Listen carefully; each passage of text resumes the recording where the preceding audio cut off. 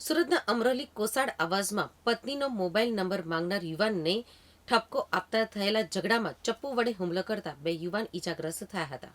સુરતના અમરોલી કોસાડ આવાસમાં આજ રોજ બપોરના અરસામાં એચ બિલ્ડિંગ નજીક સાહિલ શેખ નામના યુવાને ઇઝરાયલ મુસ્તાક શેખ સાથે ઝઘડો થયો હતો.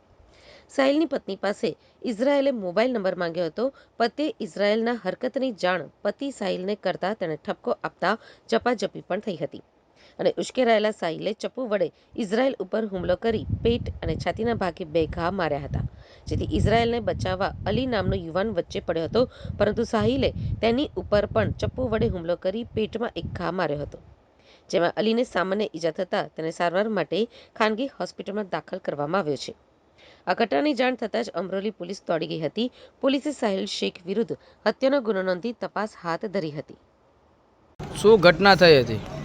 મારા હાળાને કંઈ H1ની ગેટ ઉપર બોલાવેલો, એ ઝઘડા થયેલો હતું.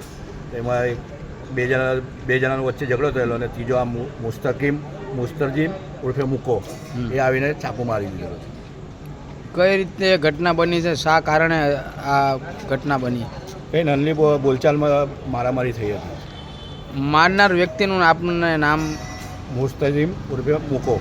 કેટલા જણ હતા મારવામાં? 3 જણા હતા. ફારૂક મલેક, સોહેલ મલેક, આ મુકો. મેન મુકાએ મારેલો છે.